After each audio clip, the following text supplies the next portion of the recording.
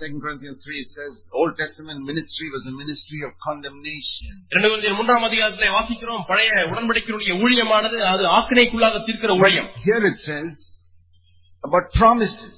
ஆனால் இங்கே பார்க்கும்போது வாக்குத்தத்தங்கள் என்று By the promise I don't produce the divine nature, I partake of it. இங்கே வாக்குத்தத்தத்தின் மூலமாக தெய்வீக சுபாவத்தை உண்டாக்குவதில்லை, ஆனால் அதிலே பங்கு பெறுகிறேன். Can you tell me the difference between baking a cake and eating a cake? ஒரு கேக்கை செய்வதற்கும் ஒரு கேக்கை சாப்பிடுவதற்கும் உள்ள வித்தியாசத்தை சொல்ல முடியுமா? Baking a cake is more difficult. கேக்கை அந்த கேக் அவன்ல செய்வது என்பது ரொம்ப கஷ்டம். Eating it is easy. சாப்பிடுறதுன்னா ரொம்ப easy. Which do you like? உங்களுக்கு கேக் செய்யறது பிடிக்குமா, கேக் சாப்பிடுறது பிடிக்குமா? I like eating it. I don't like baking. நான் சாப்பிடுறதா எனக்கு பிடிக்கும். கேக்க நான் போய் செய்யறதுனா ரொம்ப கஷ்டம். A lot of people are trying to produce the divine nature. நிறைய பேர் இப்படித்தான் தெய்வீக சுபாவத்தை எப்படியாவது செய்யணும்னு பாக்குறாங்க. They hear about joy in the meeting or say now we must go and have joy. கூட்டத்துல சந்தோஷமா இருக்கணும் கேக்குறாங்க, உடனே வீட்டுல போய் எப்படியாவது சந்தோஷத்தை உண்டாக்கணும்னு பாக்குறாங்க. They hear about peace and say now we must act like we are in peace. சமாதானத்தை பத்தி கேக்குறாங்க, ஓஹோ இப்ப நம்ம சமாதானமா இருக்கிறது போல நடிக்கணும் அப்படின்னு சொல்லி அப்படி முயற்சி செய்யறாங்க. All on the outside. எல்லாமே வெளிப்பிரகாரமாகத்தான். It's like these Bollywood actors. Hollywood நடிகர்களை போல they act in some அவங்க திரைப்படத்துல நடிக்கிறாங்க. it's not real, it's not from within. அது உள்ள இருந்து அப்படி வரது ஏதோ நடிப்புக்காக அப்படி செய்யறாங்க. The real divine nature comes from within. உண்மையான திவ்ய சுபாவமானது உள்ளாக இருந்து வெளியே வரும். Like from Mary's womb Jesus came. மரியாளுடைய கர்ப்பத்திலிருந்து இயேசு வந்தது போல. With joy, சந்தோஷம், சமாதானம். There is no condemnation there. அதிலே குற்ற உணர்வு இல்லை. By these promises we partake of God's nature. இந்த வாக்குத்தத்தங்களின் மூலமாக நாம் திவ்ய சுபாவத்திலே பங்குள்ளவர்களாய் மாறுகிறோம். Look at all these verses. இந்த வசனங்களை நாம் கவனித்து பாருங்கள். Kingdom of God is righteousness and joy. தேவனுடைய ராஜ்யமானது நீதியும் சமாதானமும் சந்தோஷமும் is righteousness and peace. These are tests. தேவனுடைய ராஜ்யமானது நீதியும் சமாதானமும் இவையெல்லாம் சிறு சிறு சோதனைகள். Tests by which we can find out have we got the real righteousness. உண்மையான நீதியை பெற்றோமா இல்லையா என்பதை கண்டுபிடிப்பதற்கு பயன்படுத்தக்கூடியதான சிறு சிறு சோதனை. My yoke is easy, my burden is light. என்னுடைய நுகம் மெதுவாயும் என்னுடைய சுமை லகுவாயும் இருக்கிறது. Are you getting a easy yoke or a heavy yoke? உங்களுக்கு மெதுவான நுகம் கிடைக்கிறதா அல்லது பாரமான நுகம் கிடைக்கிறதா? Is the burden you are getting light or heavy? உங்களுக்கு கிடைக்கிறதான சுமையானது பாரமா இருக்கிறதா லகுவா இருக்கிறதா? Jesus' yoke is easy, his burden is light. Don't receive a burden that is heavy from anybody. இயேசுவுடைய நுகமானது மெதுவாயும் இயேசுவுடைய சுமையானது லகுவாயுமா இருக்கிறது. வேறு யாரிடத்திலிருந்தும் நீங்கள் நுகத்தையும் சுமையையும் பெற வேண்டாம். How do you know whether you got the truth? சத்தியத்தை பெற்றுக்கொண்டோம் என்று எப்படி அறிவது? The truth will make you free from sin. சத்தியம் உங்களை பாவம் செய்வதிலிருந்து விடுதலையாக்குகிறது. Inwardly, உள்ளாக, not outside. வெளிப்பிரகாரமாக அல்ல. Outside means nothing. வெளிப்பிரகாரமா என்பது அது ஒன்றுமே இல்லை. Outside will just make you a good sadhu. வெளிப்பிரகாரமாக நீங்க அப்படியே ரொம்ப பரிசுத்தமா இருக்கிற நினைச்சீங்கன்னா உங்களை சாதுவாக தான் மாற்ற. I don't want to be a sadhu. நான் சாதுவாக இருக்க விரும்பவில்லை. I'm not interested in being a sadhu. நான் சாதுவாக இருப்பதற்கு எனக்கு விருப்பமே இல்லை. I'm interested in being like Jesus. நான் இயேசுவை போல இருக்க விரும்புகிறேன். And Jesus is very different from a lot of sadhus. எத்தனையோ சாதுக்களை காட்டிலும் இயேசு வித்தியாசமானவராய் இருந்தார். He had something inside. அவருக்கு உள்ளாக ஒன்று இருந்தது. It was not on the outside. வெளிப்பிரகாரமாக இல்லை. Are you producing or are you partaking? நீங்கள் இப்பொழுது நீங்களாக உற்பத்தி செய்கிறீர்களா அல்லது பங்கு பெறுகிறீர்களா? Do you think the servants in Cana could produce the wine? அங்கே கானா ஊர்ல இருந்ததானே அந்த கல்யாணத்திலே அவர்கள் திராட்சரசத்தை உற்பத்தி செய்தார்களா? No, they could not produce the wine. அவர்களால் திராட்சரசத்தை உற்பத்தி செய்ய முடியவில்லை. And here's the water, Lord.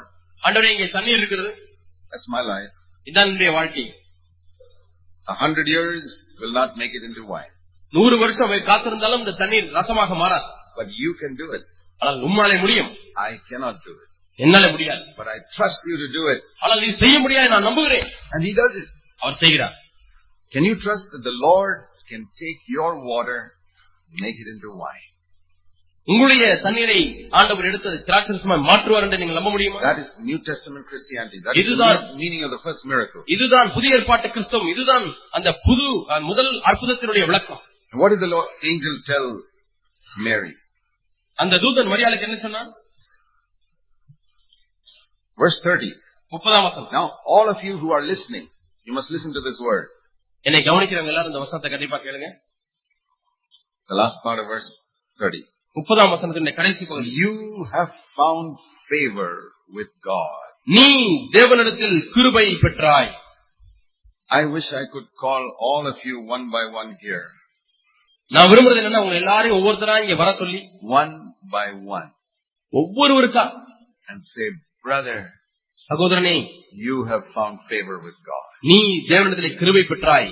Sister, சகோதரியே, you have found favor with God. நீ தேவனிடத்திலே கிருபை பெற்றாய். Because when I say generally, you may say, oh, that must be for other people, not for me. ஏன்னா பொதுவா இங்க இருந்து நான் பேசிட்டு இருக்கேன்னா ஓ இது வேற யாரோ சொல்றாங்க, பக்கத்துல வரவங்க சொல்றாங்க, இது எனக்கு இல்ல அப்படி நீங்க நினைச்சிருவீங்க. I wish I had the time to come எனக்கு நேரம் இருந்தா ஒவ்வொருத்தருக்காக நான் வந்து சொல்லணும்னு நினைக்கிறேன். You,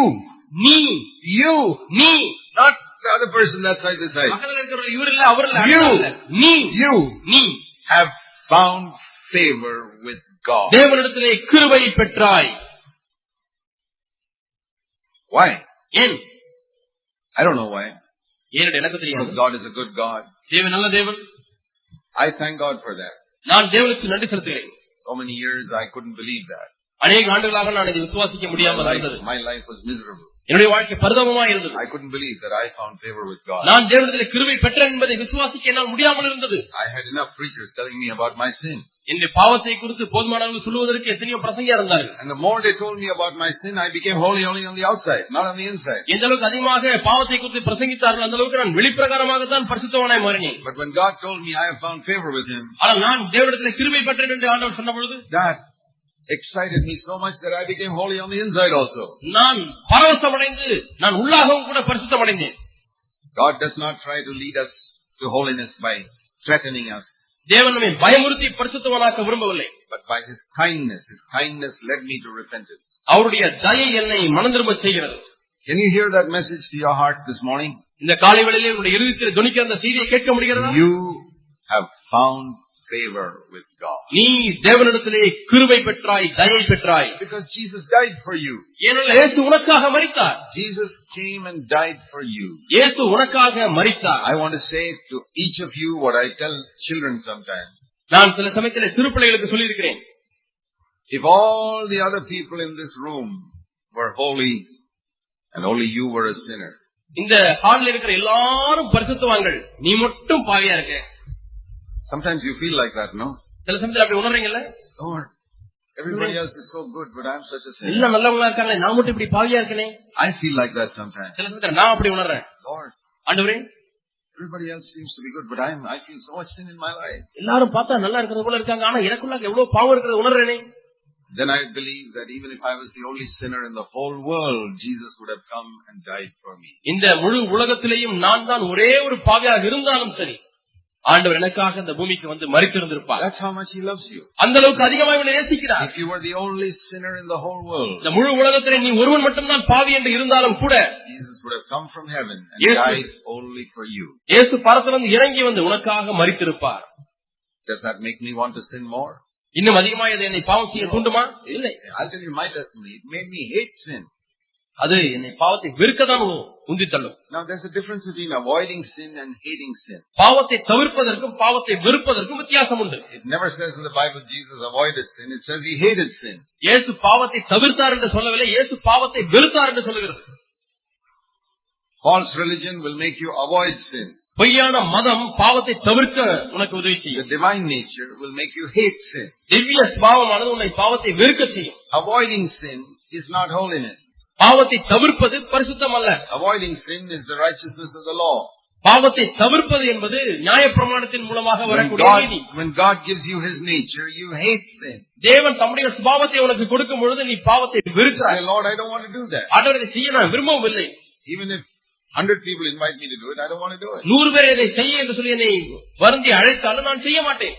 Imagine if God's nature comes inside you. தேவனுடைய சுபாவமானது உனக்குள்ளாக வந்தால் கற்பனை செய்து பார். I wish you could see this, my brothers and sisters. என் சகோதரர்களே, நீங்கள் எல்லாரும் இதை பார்ப்பீர்கள் என்று நான் நம்புகிறேன். This is why we have to look unto Jesus. ஆகவே தான் இயேசுவை நோக்கி பார்க்கிறோம். Author and finisher of our faith. விசுவாசத்தை துவக்குகிறவரும் முடிக்கிறவரும். When I get that power, I can follow Him. அந்த வல்லமையை நான் பெற்றுக்கொள்ளும் பொழுது நான் அவரை பின்பற்ற முடியும். Take up the cross every day with joy. ஒவ்வொரு நாளும் நான் சந்தோஷத்தோடு கூட சிலுவை சுமக்க முடியும். I can deny myself with joy. நான் சந்தோஷத்தோடு கூட என்னை வெறுக்க முடியும். I can fast and pray with joy. சந்தோஷத்தோடு கூட உபவாசித்து ஜெபிக்க I முடியும். can read the Bible with joy. சந்தோஷத்தோடு கூட வேதத்தை வாசிக்க முடியும். Everything changes. எல்லாமே மாறுகிறது. When I allow Him to write His laws in my heart. அவருடைய பிரமாணங்களை என்னுடைய உள்ளத்தில் எழுத அனுமதிக்கும் பொழுது. Let me show you Hebrews chapter 8. எபிரேயர் 8ஆம் அதிகாரம் உங்களுக்கு காண்பிக்க You விரும்புகிறேன். often heard me speak about this. இதை நான் அடிக்கடி பேச நீங்கள் And கேள்விப்பட்டிருக்கிறீர்கள். I never get tired of saying it. நான் அதை சொல்வதிலேயும் நான் களைப்படுவது கிடையாது. Because I know that the commission the Lord has given me is to go all over the world and teach people that the new covenant is different from the old covenant. ஏனென்றால் தேவன் எனக்கு கொடுத்திருக்கிற கட்டளை என்னவென்றால் உலகம் முழுவதும் நீ சென்று பழைய உடன்படிக்கை புதிய உடன்படிக்கை இரண்டு வித்தியாசமானது என்று சொல்ல வேண்டும் என்று சொன்னார். What is the old covenant? பழைய உடன்படிக்கை என்றால் என்ன? Exodus chapter 20. யாத்திராகமம் 12ஆம் அதிகாரம். Thou shalt, நீ இதை செய்யாதிருப்பாயாக. thou shalt not. நீ இதை செய்யாதிருப்பாயாக. Thou shalt do this. இதை செய்வாயாக. Thou shalt not do this. இதை செய்யாதிருப்பாயாக. 10 commandments.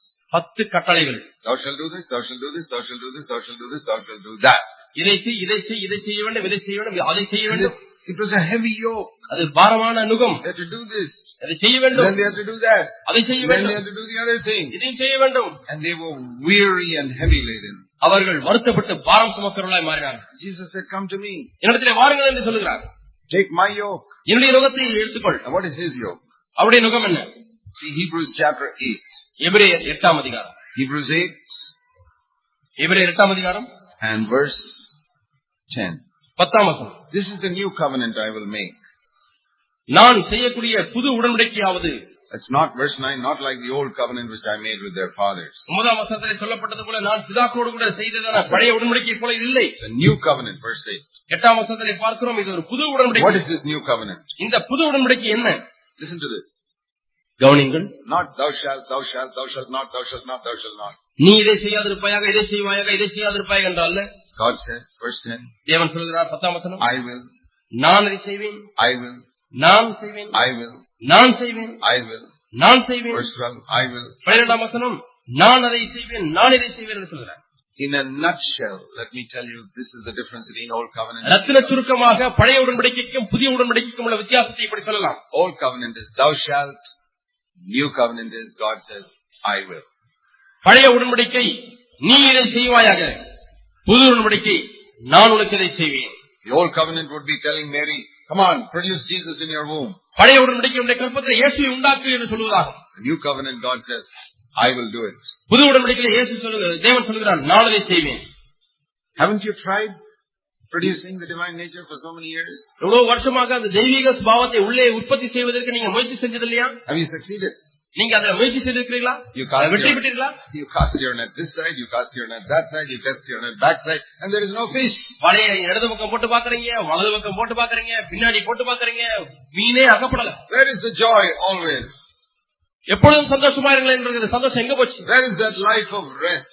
அந்த இளைப்பாறுதல் உள்ள வாழ்க்கை எங்கே போய்விட்டது? Where is the burden that is light and the yoke that is easy? மெதுவாய் இருக்கிற நுகமும் லகுவாய் இருக்கிற பாரமும் எங்கே? We need to partake of God's nature. நாம் தெய்வீக சுபாவத்திலே பங்கடைய வேண்டும். We need to say, Lord, ஆண்டவரே, you said you will put your law into my mind. உம்முடைய பிரமாணத்தை என்னுடைய மனதில் எழுதுவேன் என்று சொன்னீரே. You will write it upon my heart. என்னுடைய மனதிலே வைப்பேன் என்று சொன்னீரே, இதயத்தில் எழுதுவேன் என்று சொன்னீரே. Do it. செய்யும் ஆண்டவரே. That is faith. அதான் விசுவாசம். Lord, I believe you can do it. Do it in me. ஆண்டவரே, நீர் செய்வீர் என்று நான் விசுவாசிக்கிறேன். செய்யும். Every command you give me, give me the grace. I'll do it. நீர் கொடுக்கிற ஒவ்வொரு கட்டளையும் ஆண்டவரே உம்முடைய கிருபையை தாரும், நான் செய்கிறேன், கீழ்ப்படிகிறேன். In the Old Testament, they wanted to do God's will, but they didn't have the ability. பழைய ஏற்பாட்டிலே அவர்கள் தேவ சித்தத்தை செய்ய விரும்பினார்கள், ஆனாலும் அவர்களுக்கு திறமை இல்லை.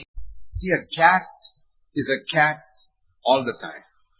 ஒரு பூனை என்றால் அது எப்பொழுதும் பூனைதான். It's not afraid that one day you may catch it by surprise and it will behave like a pig. திடீர்னு ஒரு நாள் பண்ணிய போல நடக்கும்போது நம்ம பிடிச்சிரோம்னு சொல்லி அது பயந்துட்டு இருக்காது. அது என்னைக்கும் பூனைதான்.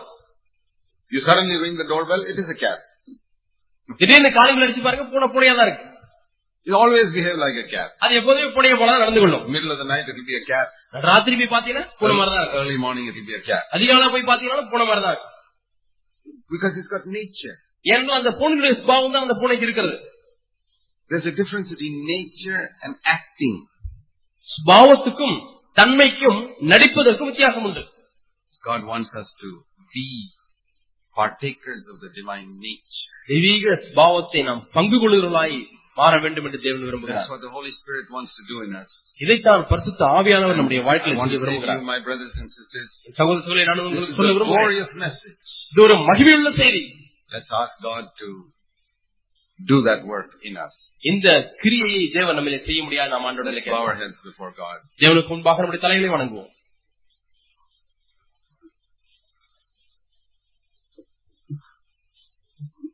I think of a verse which we can think of as our heads are bowed before God.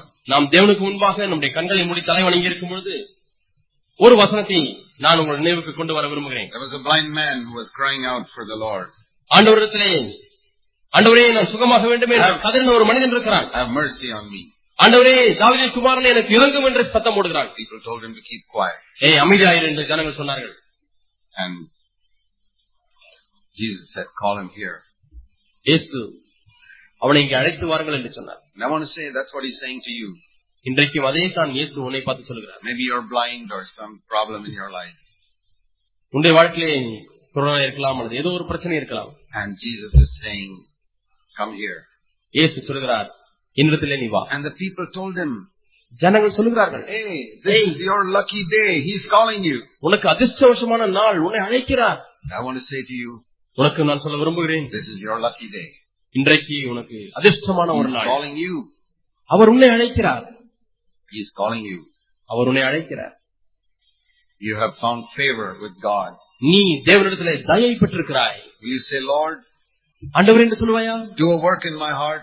என் உள்ளத்திலே ஒரு கிரியை செய்யும் ஆண்டவரே. Fill me with the Holy Spirit. பரிசுத்த ஆவியானவரை நிரப்பும். And give me that righteousness. அந்த நீதி எனக்கு தாரும் ஆண்டவரே. Full of joy. சந்தோஷம் நிறைந்த வாழ்க்கை. Full of peace. சமாதானம் நிறைந்த வாழ்க்கை. Where the burden is light. சுமை லகுவாயிருக்கிற Where there is no condemnation. குற்ற உணர்வு இல்லாத ஒரு வாழ்க்கை. Where there is no discouragement. சோர்வடையாத ஒரு வாழ்க்கை. Lord, do it in my life. ஆண்டவரே என்னுடைய வாழ்க்கையிலே செய்யும். I have tried for years to produce this nature. எத்தனையோ ஆண்டுகளாக இதை உண்டாக்கும்படியாக நான் முயற்சித்திருக்கிறேன், தோல்வியை சந்தித்திருக்கிறேன். I come to you. ஆண்டவரே உம்மிடத்தில் வருகிறேன். You write your laws in my heart. உம்முடைய பிரமாணத்தை நீ என்னுடைய இருதயத்தில் எழுதும் ஆண்டவரே. Give me a nature that hates sin.